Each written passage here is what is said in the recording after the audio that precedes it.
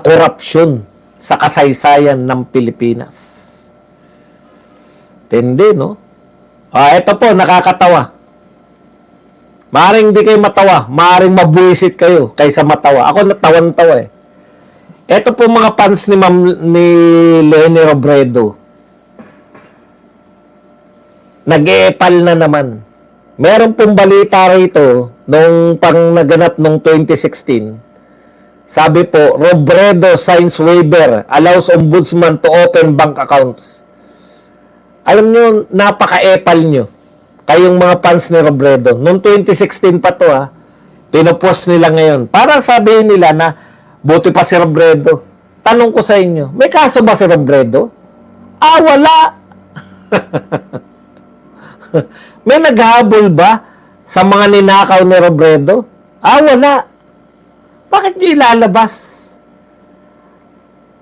Masyado kayong epal. Ito lang po masabi ko sa mga fans ni Leni Robredo. Inggit kasi yung mga yan kay BP Sara eh. Walang ka-effort si BP Sara. Araw-araw nasa balita. Sila, kinakailangan pa nilang umepal para baka kagatin ng balita.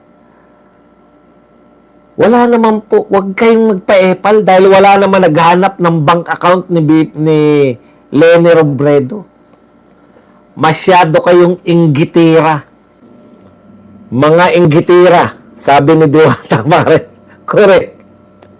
Nakakatawang HOR ngayon, kinasuhan sila sa paglabag sa batas na sila ang gumawa, nakakahiya. Correct. Hinigpitan pa nila yan, hinigpitan po nila yan yung AMLAC. Tatay Badong, nagsagawa daw ng signature campaign yung mga pinklawan na tanga. 1 milyon signature daw.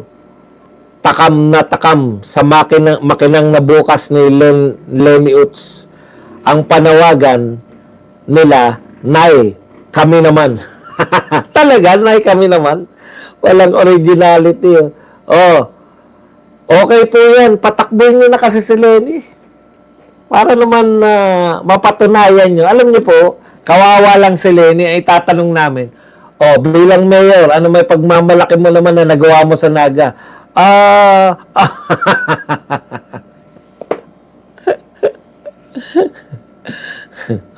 Six sense. Pumutok ang silindro ko sa matematika ni Mama Lenlen. Ayan. Iutiko sa ikon. Wala namang project si Lutang Lugaw, Leni Robredo. Kaya nga po, tumakbo po siya na ma-scrutinize natin yung ginagawa niya sa Naga. Sa Meralco may distribution loss. Sa Kongreso may tambalos loss. Boss, paano kung ang mga DDS ang naglabas ng salin in bank accounts ng mga HOR? Sa palagay mo, hindi sila magdedemanda sa korte? Magkakaso po sila. Isa pa, sino magbibigay sa atin ng mga bank account ng mga yan? Bakit ganun?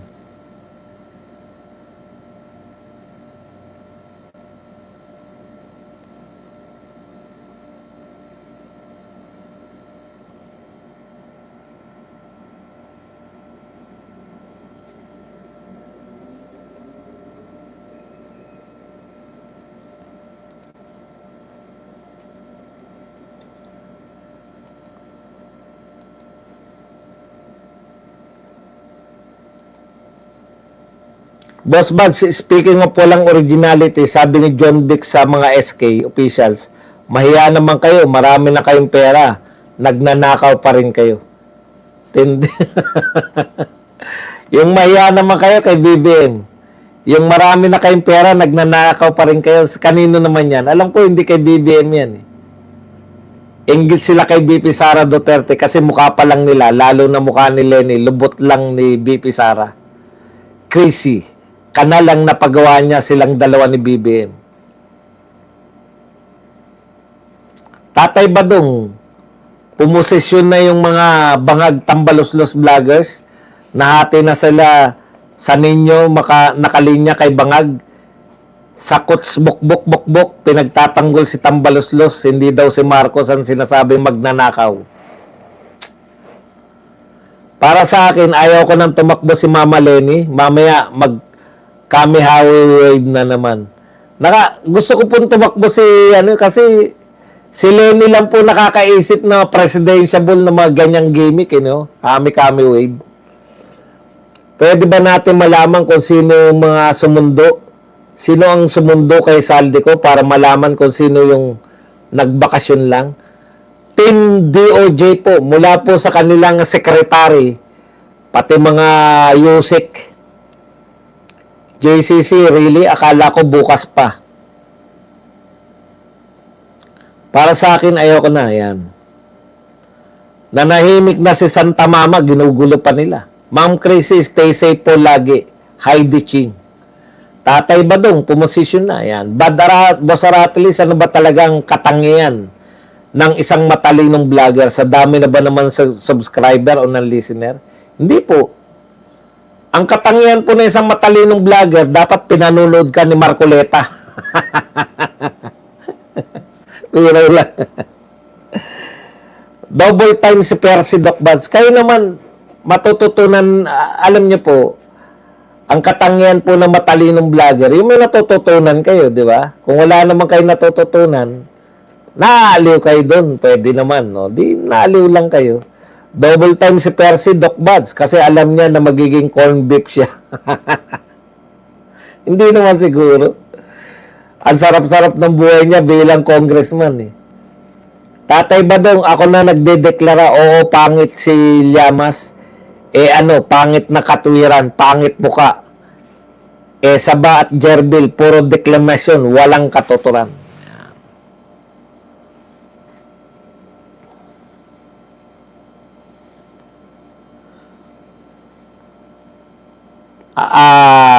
Floren Carlo, Boss Baz, paano kung mga DDS ang naglabas?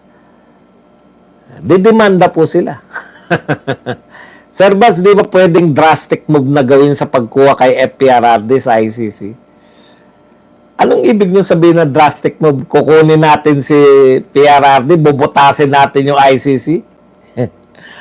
Hi, MMLSO TC. Chrissy, napanood ko na, kulelat si Palsis kay Libayan.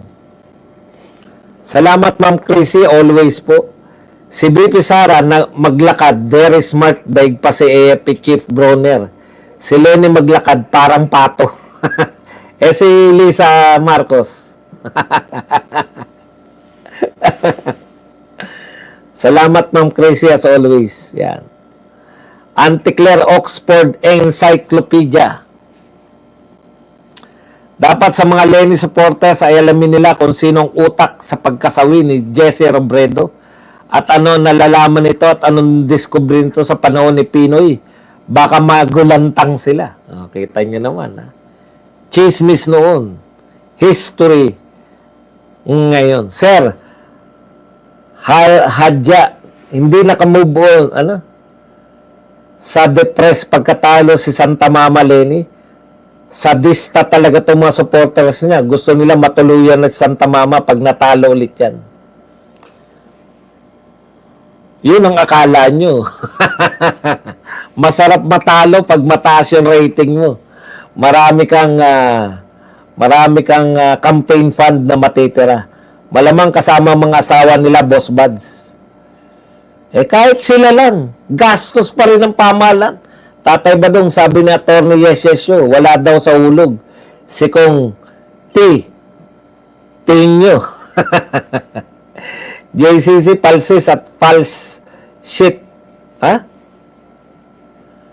Breaking news, Attorney Neil Abayon officially to be part of legal team as spokesperson of Attorney Mans Carpio. Kita nyo naman, Tatay Badong, paano kung walang natutunan at hindi din nakakatawa ang vlogger?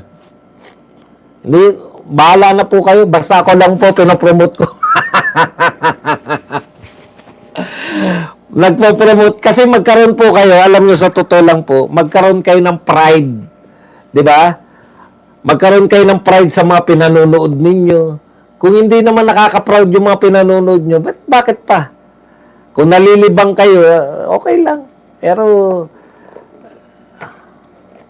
minsan nagre-reflect din sa inyo Kung ang pinanonood nyo, ganyan lang yung utak. Magsisikap kayo. Hindi ko sinasabi na matalino na kayo pag nagsimula kayong makinig kay Badong.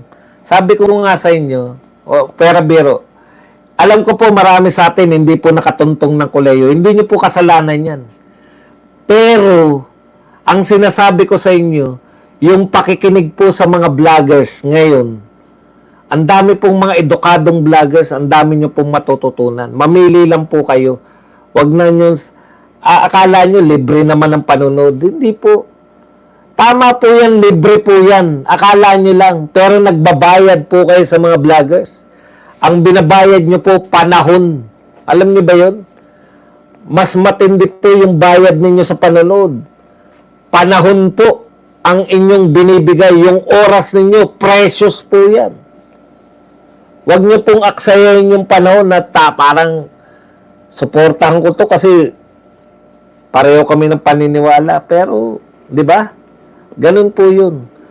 Pag sa akin po, matitiyak ko sa inyo, para kayo nag-aaral sa kolehiyo.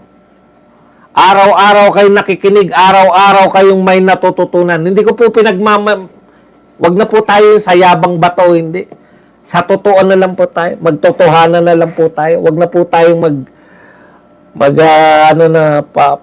tapos na po ako sa panahon na ako po ay isang hamak na vlogger. Utot nyo. Ako ang isa sa pinakamagaling na vlogger sa buong mundo. Ganun na agad. Minsan nasasaktan ako eh.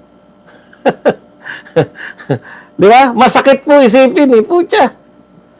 Ang galing-galing mong vlogger, tatalunin ka lang ng mga banban dahil sa... Hindi po ko nalalait. Pero panahon nyo po yan eh. Ang ginagastos nyo po sa panonood sa mga vlogger, panahon. Meron naman super tatalino. Lahat po ng abogado, matatalino yan. Hindi nyo naman maunawaan. Hindi po lahat ng abogado maunawaan nyo. Hindi po ba? Doon kayo sa talagang, puta okay to ah. Huwag po kayo maniwala sa paninira sa akin na hindi ako magaling. Gwapo lang. Nasasaktan po ako pag ginaganon ako. Si Badong, hindi na magaling na vlogger yan. Gwapo lang yan. Kaya may nanonood na 1,000 lagi. Putak.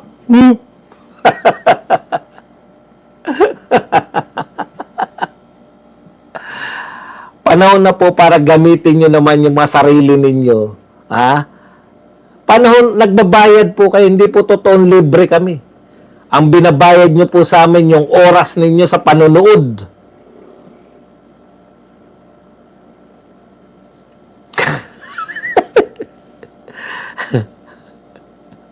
Sino ba nagsabi nun?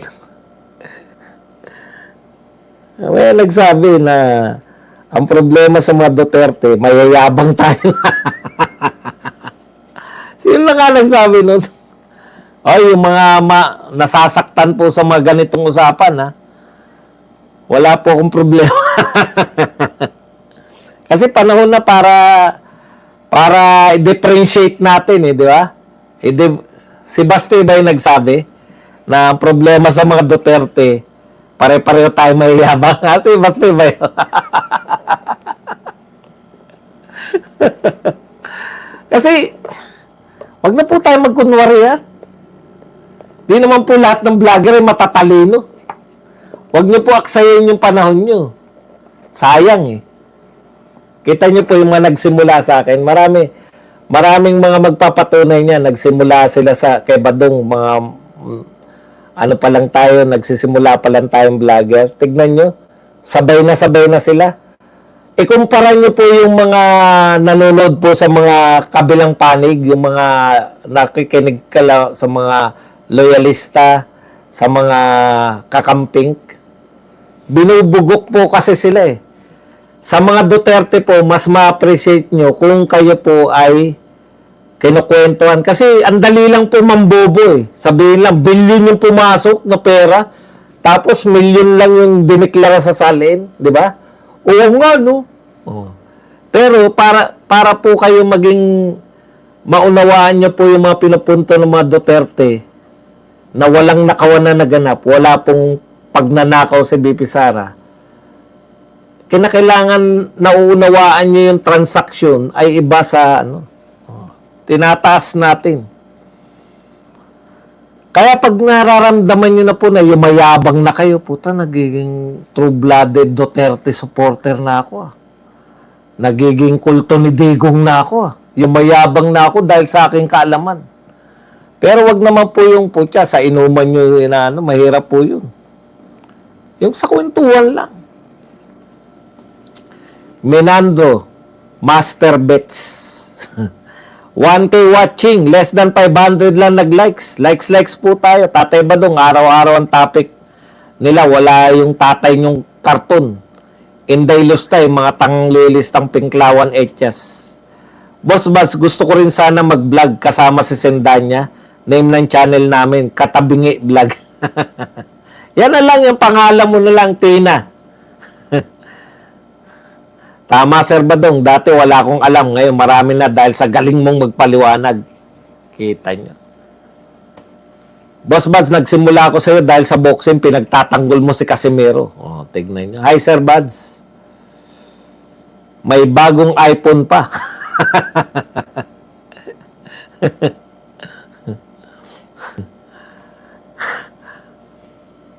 Kung susundin natin ang definisyon ni Castro sa huli ay stop ang English nang nahuli ang manok, ay the chicken was stopped.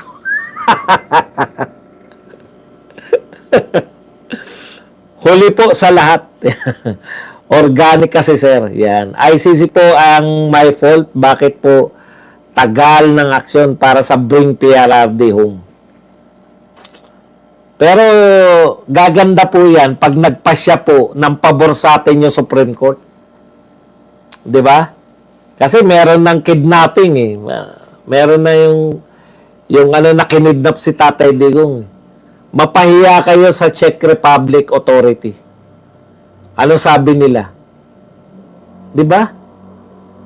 Hindi rin nila ibibigay si Saldico kung kahawak nila si Saldico kasi kidnapping 'yun. Imagine.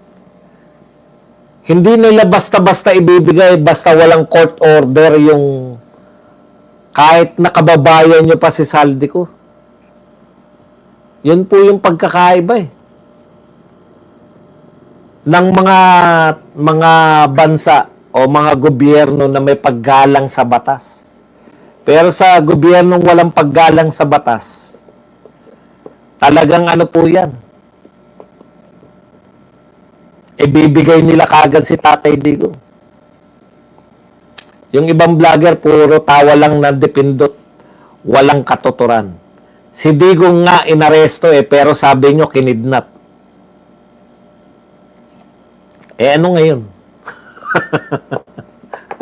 Ano ngayon kung sinabi namin kinidnap? Inaresto si Digong, Nino. Kinidnap po si Tatay Digong. Alam mo ba ibig sabihin ng dadalin yung isang bilanggo, dadalin sa kulungan? Sino po, ito, patulan natin to si Jarix. Sino ang dapat magpasya na yung isang tao ay dadalin sa kulungan? Sino? Korte. Korte ba si Torre?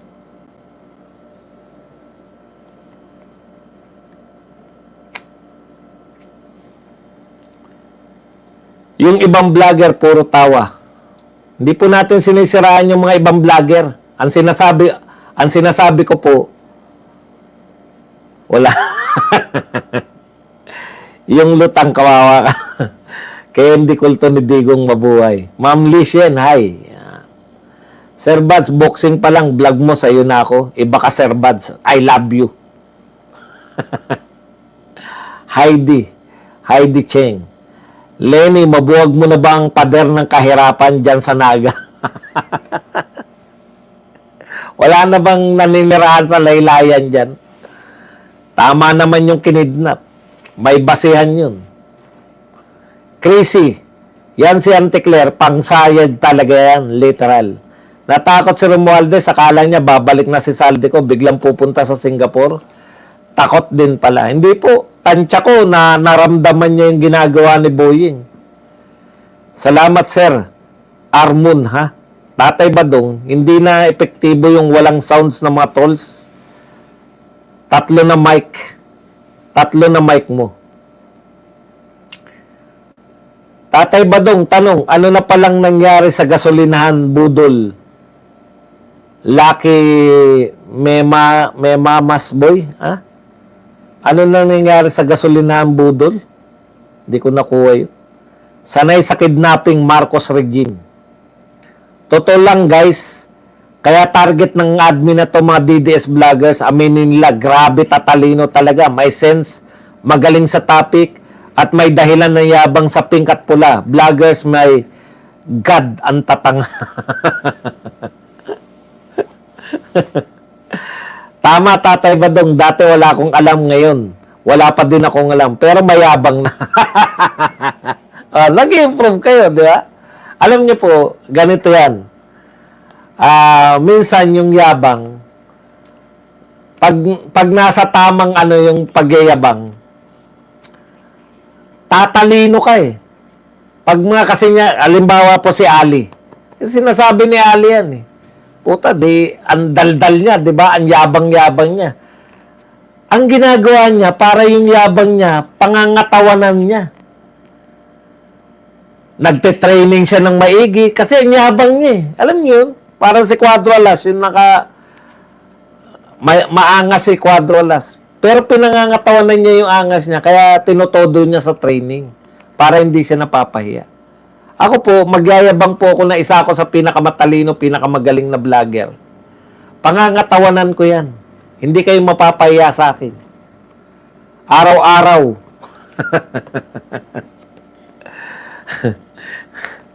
$524 lang ng likers. Lintik kayo. Kaya hindi tayo dumadami. Ayaw nyo mag-likes eh. Mag-likes, mag-share po kayo. My goodness, Lenlen. Manahimik ka na lang dyan sa Naga. Gusto mo ba mag-second olat ka? JCC, hello sa'yo. Boss, bakit yung mga kakampet lakas magsabi ng bring him bone at tatay mo karton? Puro corn beef lang palang magpapayak sa kanila. Ako naano rin ako na naaawa rin ako sa mga biktima rin yung mga bata na yan. Mga kabataan, talagang dadaan ka dyan sa stage ng yung rebellious stage. Iba-iba nga lang yung rebellion nila, no? Yung iba, tinatry yung pagiging, yung try natin to, yung mga adventure, yung iba naman nagtatry ng mga addictionist. Parte po yan ng ng kabataan eh. Kaya lang yung parte ng kabataan tumapos na sa kanila, hindi na. 'Di ba marami po dating mga lasenggero, dating basagulero nung nagkapamilya, tumino. 'Di ba maraming istorya ng ganyan? Pero hindi na sila umabot sa nagkapamilya, tumino eh. Hindi na sila umabot na wala naman pong mali sa pinaglalaban nila. 'Di ba? Yung idealism nila walang mali kasi pareho sila sa niyakap nila, corruption, laganap ang corruption, kaya andaling manghikayat eh. Laganap yung mga magnanakaw, kaya nakakahikayat sila eh. Tapos, sama na yung adventure, di ba? Adventure yan, yakit kayo ng bundok, di ba? Parte ng kabataan yan eh. Kaya lang, nasasayang po yung buhay nila. Kung sila po ay taga-UP, ilan lang po yung makakapagsabi na pumasa sila sa upkat. Sayang. Tapos mababalitaan mo yung anak ni Teddy Casino, kung saan nag-aaral, di ba? Sa Lasal yata nag-aaral yung anak ni Teddy Casino, graduate na. Mababalitaan mo, meron pa sa Europe nag-aaral eh. Anong pangalan nun? Yung dating bayan muna. Kulentong din yun, nahimik na ngayon. Sino na ngayon? Yung si Tatay Digong yata nagbulgar dun eh.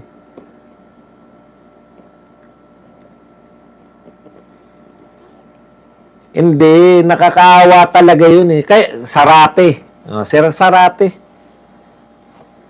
Kayo ba, hindi ba kayo dumaan? Wala ba kayo rebellious stage sa buhay nyo? Talagang mula nun, ano kayo? Focus kayo sa... Hindi ako naniniwala.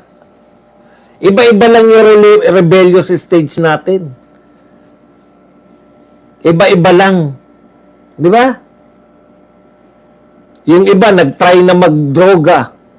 Chumungke-chungke. Kung chungke lang, yung trinay nila, putya, okay yun. Kasi, organic. Hindi masisira. Kung na-try nila, yan yung mga wala ng balikan eh. Ang na-try nila sa pag-eksperimento nila, rebellious stage nila, ang trinay nila, shabu. O di kulta-kulta na utak nila. Kita nyo si Father Tlabi.